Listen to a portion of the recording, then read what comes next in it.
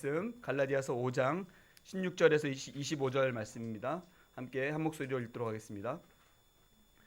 내가 또 말합니다. 여러분은 성령께서 인도하여 주시는 대로 살아가십시오. 그러면 육체의 욕망을 채우려 하지 않을 것입니다.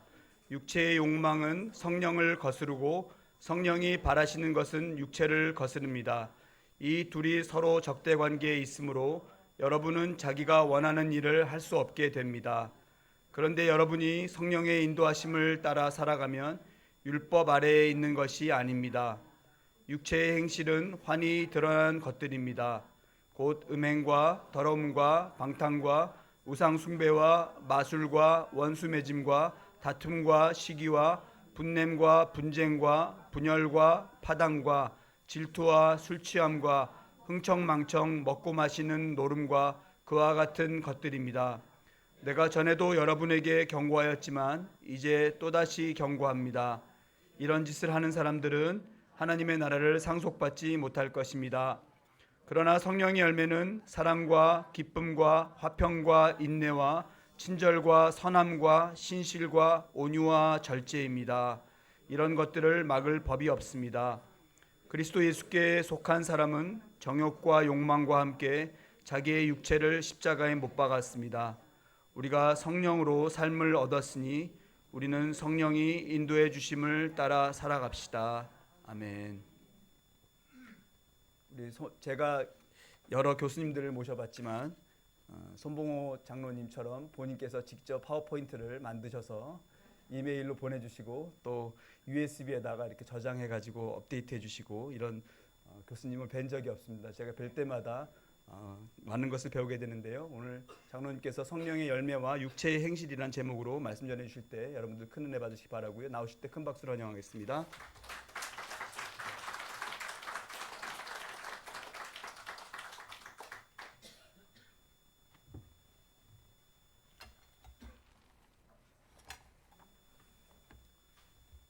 예, 얼마 전에 우리나라에서 좀 시끄럽지만은 선거가 치러졌는데 우리가 뭐 여러 가지 우리 정치에 대해서 불만을 가지고 있습니다만은 그래도 전 세계적으로 보면은 상당히 민주주의 국가로 알려져 있습니다. 전 세계 인구의 22%만 완전한 민주주의 국가에 살고 있대요. 그런데 우리 한국이 거기에 속해 있습니다. 그래 보니까 민주주의 순서에 보니까 우리 한국이 미국보다 앞서 있어요. 좀 놀랍죠. 이 자유국가라는 거 이게 얼마나 큰 복인지 모릅니다. 우리가 옛날에 일제의 압제를 받았고 또 자유가 전혀 없는 공산국가 북한과 이렇게 갈등 관계에 있기 때문에 우리에게는 자유란 말이 아주 소중하게 그렇게 느껴집니다. 전 세계적으로 보면 역시 자유가 있는 나라가 발전할 수밖에 없어요. 이상하게 자유가 없는 나라는 아무리 독재자가 애를 써도 그렇게 발전을 못하는 것 같습니다. 중국이 그동안에 상당히 빨리 발전을 했는데 최근에 시진핑이라는 사람이 독재를 하기 시작하니까 경제를 비롯해서 모든 분야에 지금 후퇴하고 있는 그런 모습을 보면은 참 자유가 얼마나 중요한가 하는 걸 알 수가 있습니다. 그런데 성경에도 자유란 말이 여기저기 등장합니다. 과거에 뭐 자유가 그렇게 중요하지 않았을 시대에 이미 성경이 있었기 때문에 성경의 자유란 말이 많은 사람들에게는 아주 특이하게 들렸던 것 같습니다. 특별히 요한복음 8장 32절의 말씀, 진리가 너희를 자유롭게 할 것이다. 이 말은 상당히 유명하게 됐죠. 그래서 미국의 하버드 대학하고 우리나라의 연세대학교가 이 구절을 학교의 표어로 이렇게 정해 놓았습니다. 그 정도로 자유라는 것이 참 중요한데요. 근데 성경이 자유를 말하는 것에 대해서 우리가 좀 이상하게 생각할 수 있습니다. 왜냐하니까 하나님은 전지전능하신 분 아닙니까? 하나님이 모든 걸 지배하시고 관리하시고 그렇게 우리가 또 믿고 또 성경은 우리가 어떻게 행동하고 말하고 생각해야 할 것인가를 잘 제시하고 있고, 그러니까 우리는 자유가 없는 것 같이 보이지 않습니까? 하나님은 어떤 점에서 독재자란 말이에요. 그러니까 그 독재하시는 하나님을 섬기고 또 우리의 행동 방식을 다 결정해 주는 성경을 믿는 기독교가 어떻게 자유를 말할 수 있느냐 이렇게 생각할 수가 있습니다. 그래서 프랑스의 그 실존주의 철학자라고 알려진 사르트르라는 사람은 하나님이 없어야 하는 이유 가운데 하나가 하나님이 있으면 자유가 없다. 그러므로 하나님이 없어야 한다. 그래서 그 이제 무신론자가 되었는데요. 무신론자가 된 것을 정당화하면서 하는 소리가 그겁니다. 우리에겐 자유가 너무 소중한데 하나님이 계시면 자유가 있을 수 없다. 그러므로 하나님은 없어야 한다. 그렇게 주장을 한 겁니다. 그런데 이제 성경이 그 자유를 말할 때는 뭐 여러 가지 의미를 갖고 있습니다. 그런데 특별히 바울 사도가 그 말하는 자유, 그것은 또 좀 독특한 그런 그 배경을 가지고 있습니다. 갈라디아서 5장 1절에 그리스도께서 우리를 해방시켜 주셔서 자유를 누리게 하셨습니다. 그러므로 굳게 서서 다시는 종살이의 멍에를 매지 마십시오. 그리스도께서 해방시키시고 우리에게 자유를 주셨다.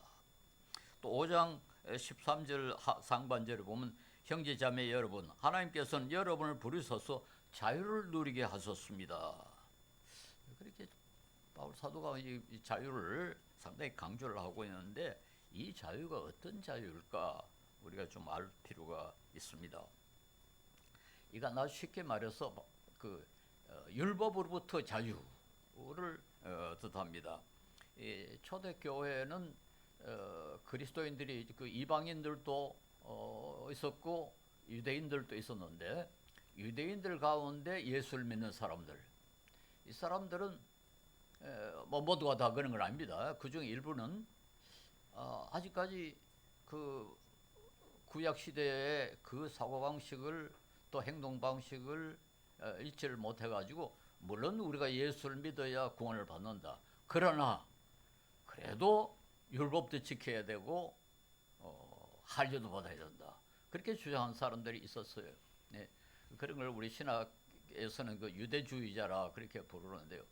기독교인이라고 자처하면서 예수 그리스도를 믿어야 구원받지만은 동시에 율법도 지켜야 되고 할례도 받아야 된다. 그렇게 주장을 한 겁니다. 그런데 이제 그분들 가운데 일부가 이 갈라디아 지역에 가가지고 아마 갈라디아 교회에게 그런 걸 가르쳤는가 봐요. 그러니 그게 뭐 갈라디아 교회뿐만 아니라 그 주위의 모든 교회에 상당한 영향을 끼쳤고 혼란을 일으켰습니다. 갈라디아서는 사실상 이 문제 때문에 기록한 성경이다 이렇게 말할 수가 있습니다. 갈라디아 교회에 편지를 보냈는데 이게 상당히 심각한 문제다. 근데 그게 잘못됐다 하는 것을 좀 주장하기 위해서 이 갈라디아서를 썼는데요. 이건 율법은 자유를 구속하는 거다. 예수 그리스도의 공로로만 구원을 받는데 율법도 지켜야 한다는 말은 결국 율법이 우리의 자유를 구속하는 거다. 그러므로 이 잘못된 그 교리에서 벗어나야 우리가 진정한 자유를 누릴 수가 있다. 즉 오직 예수 그리스도의 은혜로만 구원받는다는 교리라야 우리가 진정한 자유를 누릴 수 있다. 이것이 이 바울 사도가 말한 자유의 배경입니다. 이제 법이라는 것, 율법을 포함한 모든 법은 어느 정도 우리의 그 행동을 구속하지 않습니까?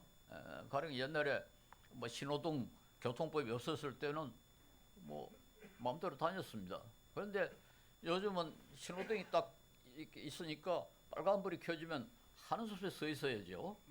어떤 때는 보면 좀 뭐 차 하나도 없고 앞에도 없고 뒤에도 없고 아무것도 없는데 또 가고 싶은데 이 빨간 신호등이 있으니까 하는 숲에 또 서 있어야 된다.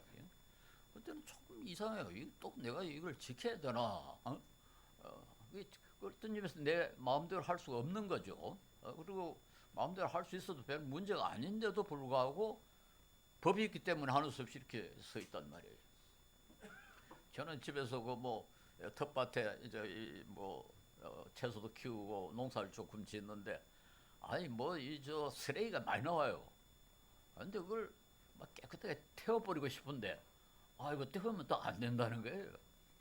어떤 데는 좀 화가 나요. 이건 뭐저 벽난로 만드는 사람도 있고 화목으로 보일러 떼는 사람도 있는데 그 사람들은 연기 펑펑 내면서 나무를 떼는데 쓰레기는 못 태운다. 좀 그래도 법이 그렇다니까 하는 수 없이 못 태우는 거죠.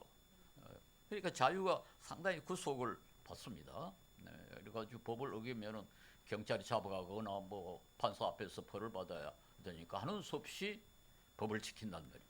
그게 이제 우리의 자유가 구속이 되는 거 아닙니까? 그런데 이게 겨우 뭐 경찰에 붙들려 가거나 혹은 뭐 판사로부터 재판을 받는 정도가 아니라 이게 구원과 관계되어 있으면 이제 상당히 심각해진단 말이에요. 응? 아, 법을 이걸 다 이렇게 상세히 지켜야 구원받는다. 근데 이 율법이라는 게 뭐 완벽하게 지킨다는 게 굉장히 어려운 거로 되어 있습니다. 뭐 예수님이 그렇게 말씀하셨잖아요. 아, 남자가 여자를 보고 음욕을 품으면 벌써 간음한 거다. 아니 음욕만 품어도 간음한 거다. 형제를 보고 야 이 나쁜 놈 하면 벌써 살인한 거다. 그러니까 율법의 요구는 뭐 엄청나다고요. 완벽하게 지킨다는 건 거의 불가능하다고요. 근데 그 율법을 지켜야 되니까 자유가 상당히 구속을 받는 거죠. 제가 그 어렸을 때 신앙생활을 한 교단은 상당히 엄격한 사실 좀 율법주의적인 그런 교단이었습니다. 그래가지고는 주의를 뭐 철저히 지켜야 된다고 그렇게 가르쳐가지고 토요일에 공부를 하다가 12시만 딱 되면 딱 올 수업을 뭐그 참 우스운 이야기들이 한둘이 아닙니다. 그리고 뭐 저는 중학교를 졸업하고 고등학교 들어갈 때 고등학교 입학 시험 가운데 신체 검사를 주일에 했어요. 그래가지고 저희 교회 학생 7인데 한 놈도 신체 검사를 안 받았어요. 그래가지고 낙제를 해버렸어요. 아니 고등학교에 불합격을 했으니까 기가 차지 않습니까? 근데 다행히 그때 제가 이제 시험 성적이 전체에서 2등을 했대요. 그러니까 이제 고등학교에서 회의를 했답니다. 이놈 2등짜리를 이걸 낙제를 시킬 수가 있나? 그래가지고 회의한 결과 뭐 이번에 한번 봐주자. 그래가지고는 우리를 위해서 신체 검사를 다른 날로 한 번 더 정해줬어요. 그래서 겨우 들어갔습니다. 서울대학에 또 시험을 치니까 또 수험 번호를 주일날 나눠줘가지고 또 안 받아갔어요. 그래가지고 월요일에 시험 보는데 수험 번호도 없이 덜렁덜렁 갔더니 뭐 얼마나 욕을 하는지. 그래서 거의 그 시험 못 볼 뻔했습니다. 자유를 상당히 구속받는 거 아닙니까? 그러니까 모든 법이라는 게 다 자유를 구속하지만은 율법도 마찬가지입니다. 그런데 바울 사도는 그런 거 가지고 구원받는 게 아니다. 구원은 예수님의 은혜로 받는 거지. 네가 율법을 잘 지켰다 해가지고 구원받는 게 아니다. 그러니까 그 불필요하게 그 율법을 잘 지킨다고 그렇게 자유의 구속을 받지 마라. 이것이 이제 그 바울 사도의 주장입니다. 그래서 이게 결국 이게 어떤 문제가 되는 거 하니까 십자가가 무의미하게 돼버린단 말이에요.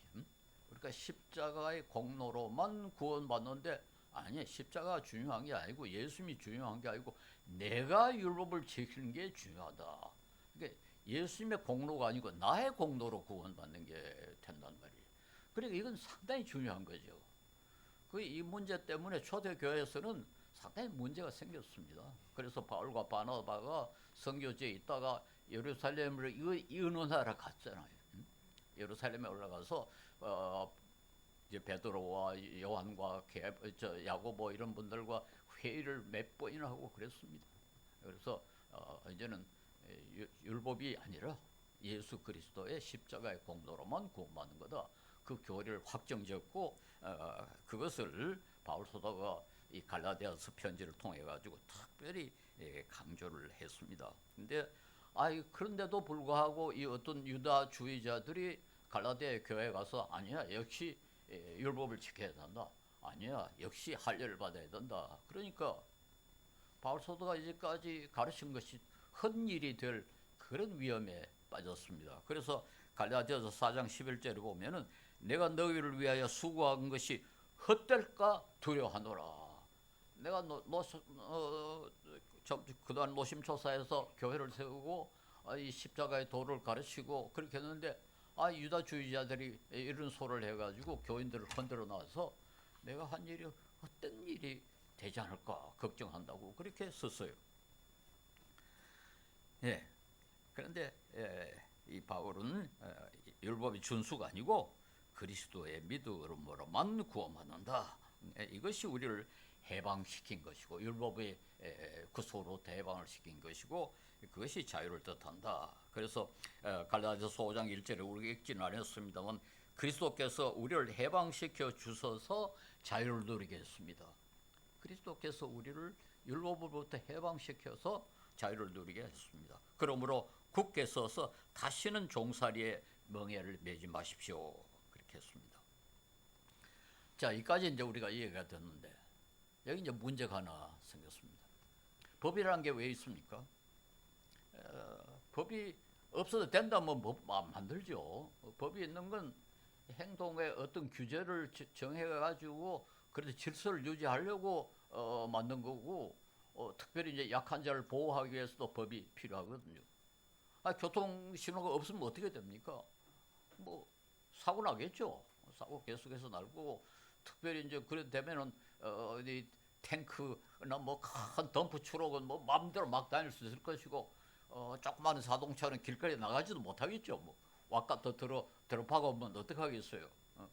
그러니까 작은 차도 보호하고 또 자전거도 보호하고 노인도 보호하고 그렇게 하기 위해서 이제 기동 신호를 만들고 뭐 횡단 보도를 만들고 법이라는 게 다 필요해서 만든 거 아닙니까? 우리가 규제를 받는 거는 필요합니다. 다른 사람을 위해서 필요하고 사회 질서를 위해서 필요하고 특별히 약한 자를 위해서 필요합니다. 그런데 율법 필요 없다. 자유로다. 그러면 어떻게 됩니까? 그럼 살인도 해도 되고 간음도 해도 되고 도적도 되고 그렇다는 거냐? 이런 문제가 생긴단 말이에요. 유다주의자들이 틀림없이 율법을 지켜야 된다 강조할 때 이런 이야기를 했을 거예요. 율법이 없으면 어떻게 되느냐? 그럼 살인도 하고 간음도 하고 도둑질도 하고 거짓말도 하고 그래도 괜찮다는 거냐? 아마 그렇게 그 이유를 대 가지고 그런 주장을 했지 않겠습니까? 그래서 바울 사도는 거기에 대해서 이런 문제가 제기될 것을 마치 예측이라 한 듯이 갈라디아서 5장 13절에 이렇게 말합니다. 형제 자매 여러분, 여러분께서는 여러분을 부르셔서 자유를 누리게 하셨습니다. 하나님께서는 여러분을 부르셔서 자유를 누리게 하셨습니다. 그러나 여러분은 그 자유를 육체의 욕망을 만족시키는 구실로 삼지 말고 사랑으로 서로 섬기십시오. 뭐 율법이 없어졌고 이제 자유를 누리니까 잘 됐다. 그래가지고 결국 자기 편한 대로 자기 이익 챙기는데 그 자유를 사용할 위험을 갖게 했단 말이에요. 가령 뭐 신호등이 있으니까 하는 수 없이 서 있어야 되는데 신호등이 없어졌다. 마음대로 다닌다. 그럴 때 원칙으로는 어떻게 해야 되느냐? 가장 바람직한 건 잘 양보를 해가지고 신호등 있을 때보다 훨씬 더 교통이 원활하게 되도록 그렇게 해야 그게 신호등을 없애는 목적이 되지. 신호등이 없으니까 잘 됐다고 아주 자기 뭐 먼저 막 지나가고 그렇게 하면 결국 그 전보다 훨씬 더 못해지잖아요. 그렇죠? 이 신호등 없어도 교통이 잘 굴러가는 데가 들어 있습니다. 이 근방에 여기서 그렇게 멀지 않습니다. 흑석동에 삼거리가 있는데요. 제가 옛날에 그 근방에 살았기 때문에 그 신기한 거리가 하나 있었어요.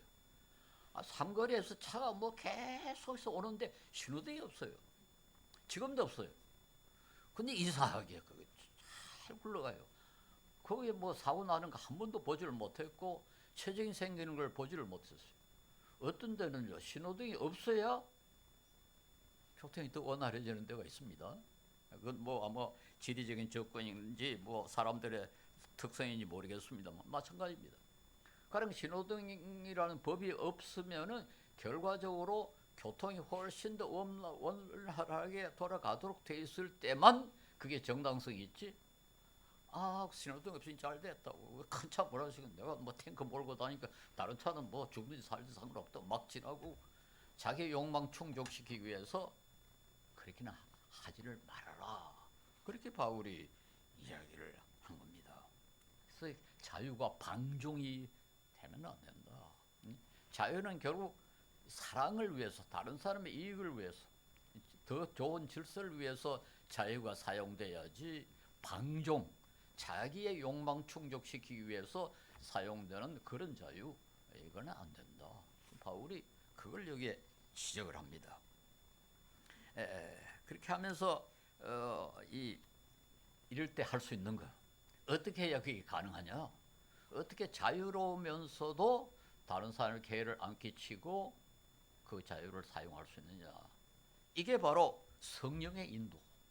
거기서 성령의 인도를 제시를 하고 그와 정반대되는 것을 육체의 욕망이라고. 내 마음대로 내 덕되는 대로 나에게 이익된 대로 살겠다. 법은 다 무시해버리고 그 법을 무시하는 법으로부터 해방되는 것을 이용해가지고 나의 욕심만 채우겠다. 이걸 바울사도는 여기 뭐라고 불러놓은 거 아니까 육체의 욕망, 육체의 욕망을 채워나가라고. 그렇지 않다. 그 자유를 이웃을 위해서, 사랑을 위해서 올바로 사용하는 그것을 성령의 인도라. 이렇게 좀 대조를 시킵니다. 그래서 이 성령과 육체를 서로 반대된다고 바울사도가 굉장히 강조를 하고 있죠. 사실 바울사도가 이 편지를 쓸 때는 그리스의 문화, 소위 헬레니즘 문화가 지중해 연안을 지배를 했는데요. 헬레니즘 문화에는 우리가 철학적으로 뭐 이원론이라고 이원론이 지배를 했는데요. 정신과 물질, 온 우주는 인간 사회 모든 것은 정신과 물질 둘로 이루어졌는데 물질은 하급이고 천하다. 그리고 정신은 고귀하다 그랬어요. 근데 물질 가운데 육체가 들어 있습니다. 우리 몸. 그래서 몸과 관계되는 건 다 천하고 나쁘다. 그렇게 봤어요. 그래가지고 육체 노동을 아주 전시했습니다. 노예를 무시한 이유가 바로 그겁니다. 노예는 육체 노동을 하는 사람이기 때문에 천한 사람들이고 심지어 인간도 아니다. 그런데 철학자는 정신 활동을 하는 사람이기 때문에 고귀하고 고상하다. 이렇게 봤어요. 그래가지고 플라톤 같은 철학자는 정치도 이 정신을 가지고 사는 사람, 즉 철학자가 정치가가 돼야 된다. 그게 소위 철인의 정치가 이론이라는 게 그겁니다. 플라톤이라는 철학자가 그런 주장까지 했어요. 그러니까 이제 얼핏 들으면 여기 성령과 육체 했을 때 성령은 정신이고 정신적이고 육체는 몸과 관계되는 거고, 그런데 그 육체와 관계되는 건 나쁜 것이고 정신과 관계되는 건 고귀하다. 이렇게 오해할 수가 있습니다만은 이 히브리 사상, 즉 성경은 그런 이원을 인정하지 않습니다. 성경은 이 몸이 죄의 근원이 아니라 우리의 잘못된 판단, 우리의 잘못된 생각, 그게 죄를 일으키는 거지 몸이 뭐 사람에게 죄를 가져오느냐. 그래가지고 바울사도는 학자 아니었습니까? 바울사도는 그 시대에 최고급 교육을 받은 학자인데도 일을 했습니다. 자기 손으로 텐트를 작업을 했잖아요. 그 그리스 학자들은 전혀 그렇게 하면 큰일 납니다. 철학자가 일을 하면 야단나죠. 철학자는 고상하게 앉아가지고 그 이론적으로 따져야지 육체를 가지고 일을 하면 안 됩니다. 그런데 바울사도는 학자이면서도 자기가 손으로 일을 했고 그 일해가지고 자기의 선교비를 충당하고 자기의 동료들의 선교비를 충당하고 심지어는 약한 자들을 돕는 그런 일까지 했습니다. 그래서 성경은 그런 이원론을 받아들이지 않습니다. 그런데도 불구하고 여기 육체의 욕망이라는 용어를 사용하는 것은 그리스의 그 이원론에 입각한 육체가 아니고 인간의 저급한 본성, 인간의 저급한 본성. 아담의 이후로 모든 인간이 가지고 있는 우리는 모두 어느 정도의 그 저급한 본성을 가지고 있다. 그 저급한 본성을 그대로 놔두면은 결국은 육체의 욕망을 충족시키는 게 된다. 그러니까 그 육체의 욕망과 대조되는 성령의 인도를 받아야 된다. 이렇게 바울은 강조를 합니다. 그리고 우리 성령은 우리 성부, 성자, 성령 우리 삼위를 말하지 않습니까? 그런데 성부 뭐 각각 그 역할이 좀 다르다고 합니다만 성부는 창조하시고 지배하시고 그리고 성자는 구속하시고 사랑하시고 그럼 성령은 뭐냐? 성령은 성부와 성자께서 우리 성도들을 위해서 보내셨어. 하나님이 우리에게 베푸신 그 사랑을 실제로 도와주시는 그런 분으로 되어 있습니다. 요한복음 14장, 15장, 16장에는 성령을 보혜사라 그렇게 불렀죠. 보혜사라는 말을 뭐 우리 한문을 번역을 하면은 은혜를 돕는 스승이다 이렇게 그 직역을 할 수가 있는데 이 보혜사라는 말을 그 다른 거로 번역하면은 변호사라는 뜻도 좀 가지고 있고 변호사는 법정에서 재판 받을 때 도와주는 사람 아닙니까? 그 피고를 갖다 도와주는 그런 사람이 변호사라는 뜻도 있고 중보자라는 뜻도 있고 중간에 그 양방 사이에 끼어가지고 조정을 해주는 중보자라는 뜻도 있고 또 조력자라는 뜻도 있고 위로자라는 뜻도 있고 상담자라는 뜻도 있고 뭐 여러 가지 그 뜻을 가지고 있습니다. 즉 그 우리와 아주 가까이 계시면서 우리를 도와주시는 분, 우리의 믿음을 돋궈주고 우리를 하여금 거룩하게 하고 우리를 하여금 죄와 더불어 싸우게 하고 그래서 우리와 가장 가까운 분은 사실은 성령입니다. 성부와 성자는 하늘나라에 계시고 성령은 우리 옆에 계신다.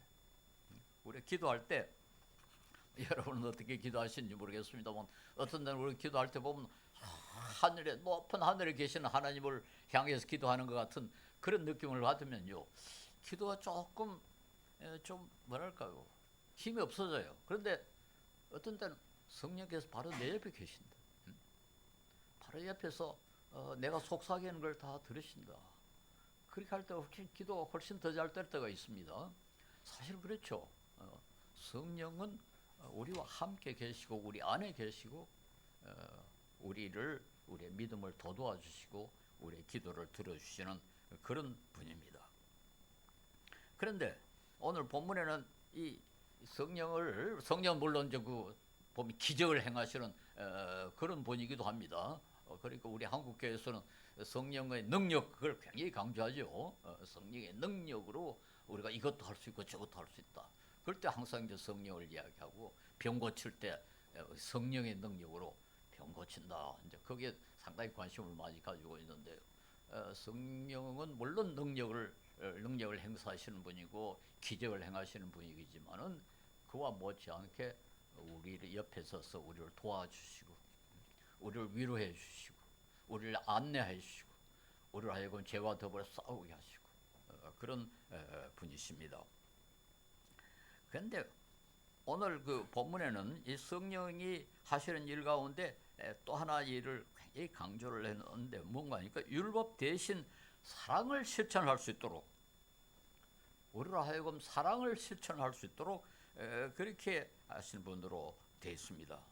왜냐하니까 여기 보니까 육체의 욕망이 가져오는 것들과 성령의 열매를 대조를 시켜놨어요. 육체의 욕망은 뭐 온갖 여기 언급이 되어 있습니다만 우리가 일반적으로 생각할 때 아주 좀 뭐 하급이라 할까요, 비열하다 할까요, 그런 것들이 우리 육체 인간의 모든 인간이 가지고 있는 저급한 본성 그것이 가져오는 것인데 성령은 사랑, 희락 뭐 이런 것입니다. 그래서 여기에 성령의 9가지 열매를 세 부분으로 뭐 우리가 꼭 그렇게 성경이 가르치고 있는 건 아닙니다. 우리가 해석해 볼 때 우선 하나님 앞에 우리가 마땅히 가져야 할 태도로서는 사랑, 기쁨, 화평.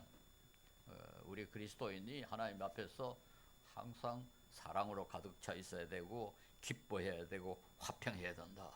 또 사회적 덕목이라고 다른 사람과 관계에서 우리 그리스도인이 가져야 할 것들은 인내, 친절, 선함, 그리고 개인적인 신실성을 강조하는 것이 신실, 온유, 절제, 뭐 이렇게 말할 수 있습니다. 그래서 이 9가지 성령의 열매, 이걸 보면 모두 사실은 사랑과 관계되는 겁니다. 그래서 성령은 능력도 행하시는 분이고 우리를 위로하시는 분이기도 하지만은 우리로 하여금 사랑을 실천하고 육체의 그 여러 가지 욕망들을 억제하게 하는 그런 그 능력을 행하시는 분이다. 이렇게 말할 수 있습니다. 그런데 여기에 그 좀 재미있는 것은 9가지 열매 가운데 첫째는 사랑이고 마지막이 절제인데요. 그리스 사람들은 아주 중요한 것을 순서대로 이렇게 말하는 그런 전통이 있답니다. 그런데 첫 번째, 두 번째 이렇게 나가지 않고 첫 번째, 마지막, 제일 중요한 것은 첫 번째고 제일 그 다음에 중요한 건 마지막에 넣는데요. 그래서 사실은 이 사랑과 절제가 아주 뭐 모든 그 이 덕목이 중요합니다만 사랑과 절제가 절제가 제일 마지막에 오니까요. 가장 중요한 것들이라 이렇게 말할 수 있습니다. 그런데 그럼 이런 덕목은 우리가 가만히 있으면 그만 우리가 그 갖게 되느냐? 즉 성령의 열매는 우리가 가만히 있기만 하면 성령께서 와서 가지고 우리를 하여금 사랑스러운 사람이 되고 사랑하는 사람이 되고 우리를 하여금 절제하게 하고 우리는 그저 로봇처럼 가만히 있기만 하면 되느냐? 그런데 성경은 그렇게 가르치고 있지를 않습니다. 그게 아니라 우리는 성령께서 인도하여 주시는 대로 살아가야 된다. 이게 괜히 강조가 많이 되어 있죠. 5장 16절에도 5장 18절에도 5장 25절에도 모두 성령께서 인도하여 주시는 대로 살아가라. 그렇죠. 18절에도 성령의 인도하심을 따라 살아가면 5장 25절에도 성령의 인도해 주심을 따라 살아갑니다. 우리가 그저 가만히 있는 게 아니라 성령의 인도를 따라야 된다. 그렇게 가르치고 있어요. 근데 성령의 인도 말이 쉽지만은 좀 막연합니다. 뭐 어떻게 하는 게 성령의 인도냐? 그렇죠. 우리 구체적으로 성령의 인도가 뭐냐? 어떻게 나타나느냐? 그렇게 할 때 좀 막연합니다. 근데 성경에는 그렇게 막연하게 되어 있지는 않습니다. 가장 중요한 것은 성경입니다. 성경이 성령의 역사로 이루어지는 거다. 그 다음에 제가 고친 부분이 나오는데 한번 넘겨주세요.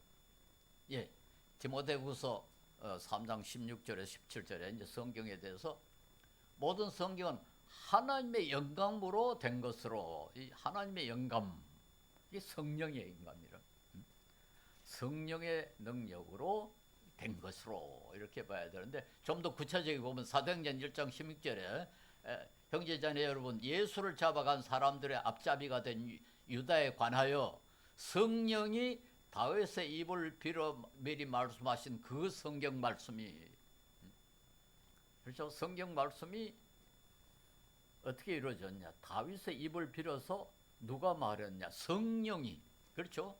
성령이 다윗의 입을 빌어 미리 말씀하신 성경은 성령을 통해서 이루어졌다.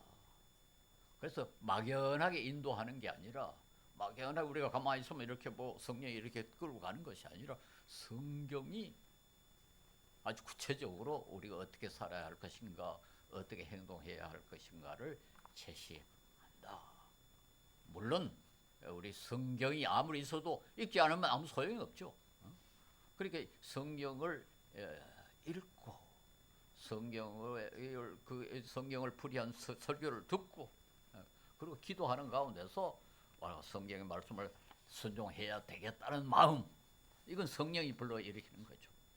그러나 그저 막연하게 된 것이 아니라 성경의 가르침에 따라서 우리가 따라가면은 결국은 이것이 바로 성령의 인도를 따라서 사는 것이 될 것입니다.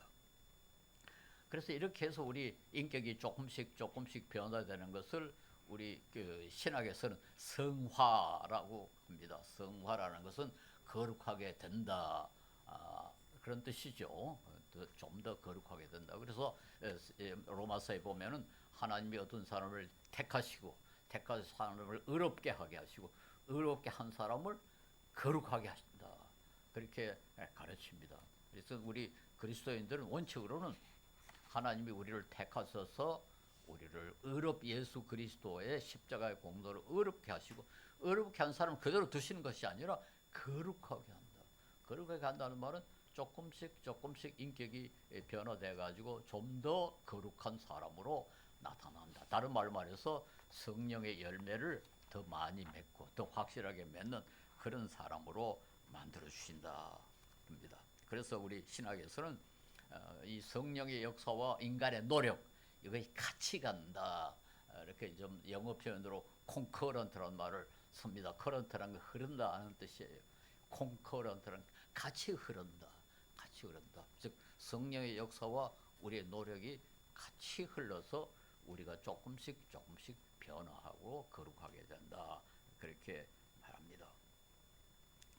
예, 우리가 노력해야 할 것에 대해서 뭐 성령이 역사하시는 것은 성령의 역할이고 이제 우리가 노력해야 할 것들을 우리가 뭐들이 들어 있는데 이 갈라디아서 주석을 쓴 목사님 가운데 존 스토트라는 분이 계시는데요.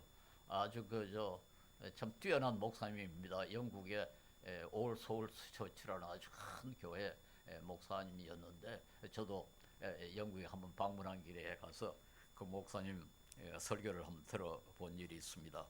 참 영국처럼 그렇게 세속한 세상에 교회를 가니까요. 조금 제가 길을 찾는다고 늦었는데 꽉 찼어요. 하여튼 어떻게 교회가 그 저녁 예배인데도 주일 저녁 예배인데도 얼마나 사람들이 많이 모는지 앉을 자리가 없어가지고 제가 좀 늦게 갔기 때문에 앉는 자리 찾는다고 아주 고생을 했습니다.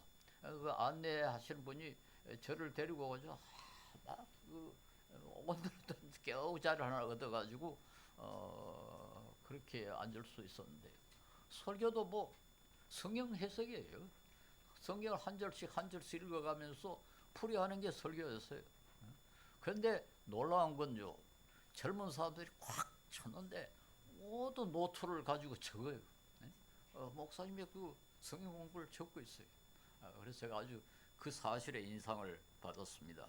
물론 목사님이 워낙 뛰어난 그런 분이고 워낙 경건하게 모범을 보였기 때문에 전 세계 존경을 받은 그런 훌륭한 목사님이었습니다. 근데 그분이 이 갈라디아서 주석을 썼는데요. 이 구절에 대해서 이 9가지 열매가 다 중요하지만 특별히 이 절제가 중요하다. 절제가 중요하다. 그렇게 썼어요. 왜냐하니까 육체의 욕망, 육체가 일으키는 건 우리에게 욕심을 불러일으키는. 절제란 게 뭡니까? 그 욕망을 억누르는 거죠. 참고, 도둑질 하고 싶어도 참고, 거짓말 하고 싶어도 참고, 못된 짓 하고 싶어도 참고, 억제하고. 그래서 우리가 해야 할 것 가운데 아주 중요한 것이 절제라 그렇게 강조를 했습니다. 바울 사도도 디모데전서 3장 2절에 감독이 되려면 절제해야 된다. 교회 지도자가 되려면 이건 뭐 교회 지도자뿐만 아니라 사회 지도자죠. 지도자가 될 사람은 반드시 절제해야 된다. 말에도 절제해야 되고 돈에도 절제해야 되고 행동에도 절제해야 된다. 또 디모데전서 3장 11절에 보면 여자들도 절제해야 된다. 디도서 2장 1절에 보면 나이 많은 남자들도 절제해야 된다. 그리고 이 기독교회는 사실은 이 절제를 매우 중요시했습니다. 우리나라에는 좀 불행하게도 이 절제의 전통을 도입하지를 못했어요. 일제시대에 담배 피우지 말고 술 마시지 말자 여기에만 절제를 사용했습니다. 그래서 한국 교회 절제는 술, 담배 안 하는 것에 국한돼 버렸어요. 그러나 서양에서는 모든 일에 절제하는 것이 굉장히 강조되었습니다. 제가 스웨덴에 어디 한번 그 구경하러 갔더니 어느 구석에 그 시골에 옛날 그 교인들을 그 삶을 소개를 하는데요. 스웨덴에는 절대로 눕지 않은 교인들이 있었대요. 그 교파에는 일생 동안 눕질 않는다. 잠을 자도 앉아서 자지 눕지를 않았다는 겁니다. 그렇게 그 안내원이 소개를 하더라고요. 그런 전통이 있어요. 전에도 제가 말씀드렸습니다만 제가 공부할 때 그 60년대, 70년대는요. 유럽의 모든 나라의 적어도 개신교 국가들의 모든 나라의 음식은 정말 맛이 없었습니다. 정말 맛이 없었어요. 근데 그 일부러 맛없게 만드는 겁니다. 그 뭐 재주가 없어서가 아니라 일부러 맛없게 만든 것이 그 전통이었습니다. 하여튼 맛있게 먹는 거 맛있게 먹는 그 자체가 중세때는 7가지 무서운 죄 가운데 들어 있어요. 식탐이라고 그건 아주 큰 죄였습니다. 근데 우리나라에는 그런 전통이 전혀 없어요. 종교 개혁 때는 그 절제를 얼마나 강조를 했습니까? 그 저 막스 베이버라는 독일의 사회학자가 쓴 그 종교 개혁의 윤리에 그 보면은 종교 개혁자들은 세계 내적 금욕을 실천했다. 아주 유명한 표현입니다. 세계 내적 금욕. 이 세상에 살면서 금욕을 했다. 그건 무슨 소린가 할까? 천주교 신부나 불교 승려는 절이나 수도원에 가서 이제 금욕 생활을 했지만은 개신교인들은 시장 한가운데서 금욕했다. 그래서 세계 내적이라는 말을 썼습니다. 이 세상에 일상생활에서 금욕을 실천했다. 그것이 사실 개신교 국가들로 하여금 오늘날 저렇게 선진국으로 된 선진국으로 만든 아주 중요한 배경입니다. 여러분 절제하지 않고는 절대로 질서가 제대로 설 수 없으며 경건하게 살기가 힘듭니다. 우리 이렇게 절제, 우리 인간의 그 감정이라든가 인간의 그 하급 본성, 그건 언제든지 우리에게 그 충동을 일으키고 우리를 유혹으로 이끕니다. 근데 그걸 참을 수 있어야죠. 억누를 수 있어야죠. 그게 절제죠. 그런데 그 독일의 신학자 그룬트만이라는 분은 절제는 뭐 기독교만 강조한 게 아니고 불교도 강조하고 유교도 강조하고 그리스 시대도 절제는 4가지 미덕 가운데 하나였어요. 용기, 지혜, 정의, 절제. 이 4가지는 모든 교양인이 반드시 가져야 할 덕목이다. 그렇게 절제를 강조를 했습니다.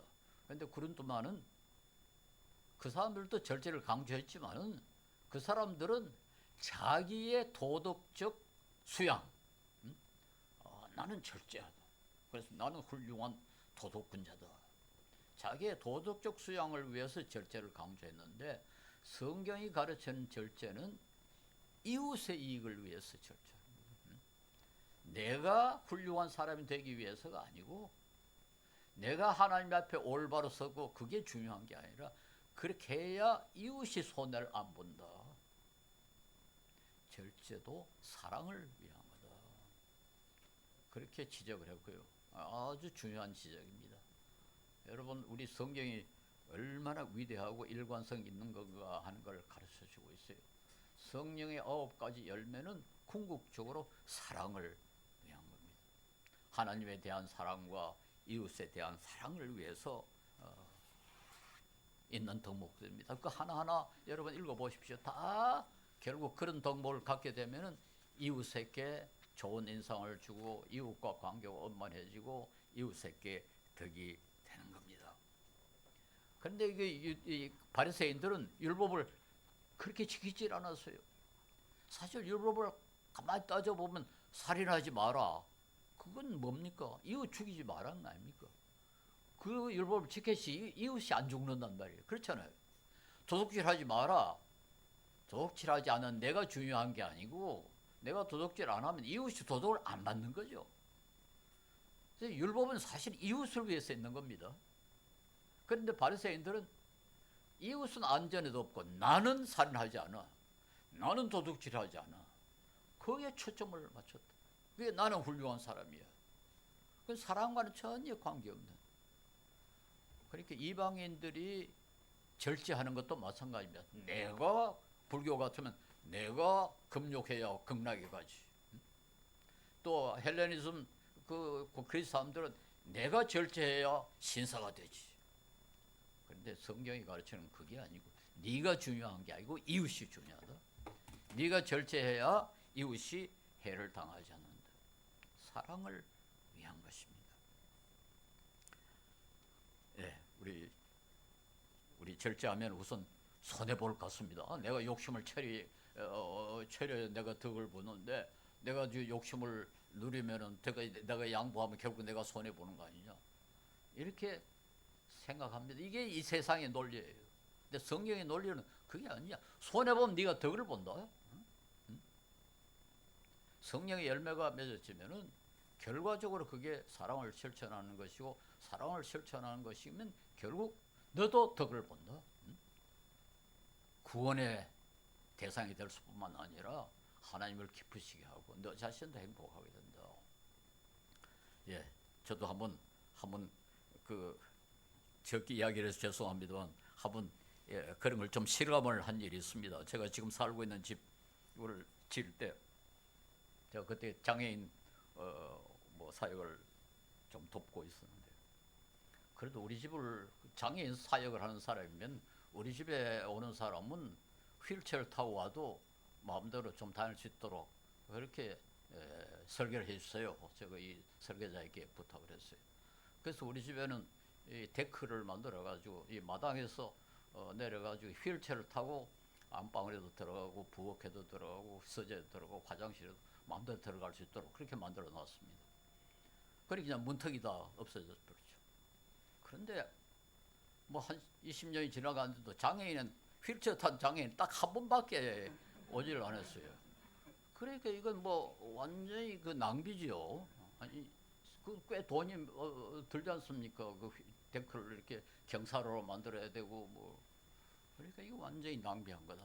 돈만 잃어버린 거 아니냐. 근데 그게 아니에요. 심지어 우리 안 사람이 79이고 저가 86이니까 완전 노인들 아닙니까? 요즘 얼마나 편리한지 몰라요. 아니 문턱이 없으니까 걸려 넘어지질 않고 또 어려운 물건들 뭐 무거운 물건들 가방 같은 거 바깥에 차에서 내려가지고 조그만 수대에서 싣고 뭐 끌고 가니까 전혀 힘이 안 들어요. 그래가지고 요즘 그 데크 덕을 얼마나 보는지요. 경사로 덕을 어떻게 보는지. 그래서 내가 사실 나는 그때 내가 이렇게 늙을 거라고 생각을 못했거든요.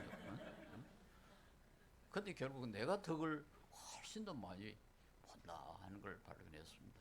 그걸 생각하면서 역시 성경 말씀을 따라야 된다. 응?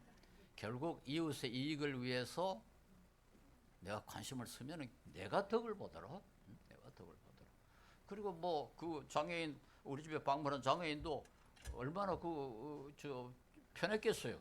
남의 집에 가려면 휠체어를 타고 갈 때 이 계단이 있으면은 사람들이 들어 올려야 되고 그거 참 난처합니다. 근데 자기 힘으로 이렇게 휠체어를 타고 뭐 다닐 수 있으니까 본인도 아주 편하고 우리에게도 결과적으로 그렇게 이익이 되더라. 저는 그런 것을 많이 경험했습니다. 여러분 성경 말씀 때에 따라서 이 성령 열매를 많이 맺으시면은 절대로 이 세상에서 손해를 보질 않습니다. 물론 우리 하나님을 기쁘시게 하고 또 하나님 나라의 소망을 우리 확실히 더 갖게 되고 믿음 그 자체로 즐거움을 느낄 수 있습니다만은 이 세상적으로도 절대로 손해를 보지 않는다.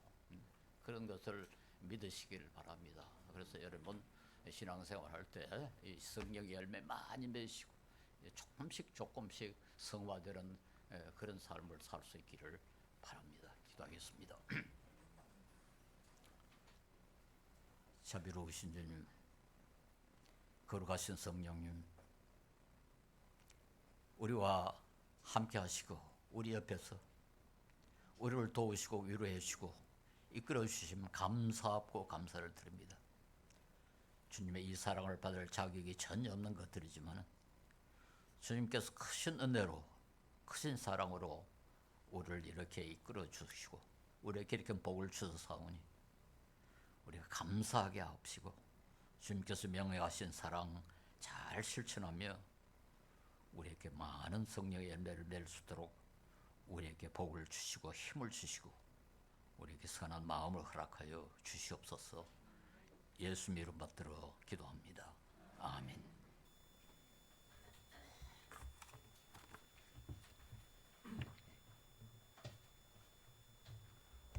자리에서 일어나셔서 비둘기같이 온유한 1절과 4절 부르시면서 봉헌하시겠습니다.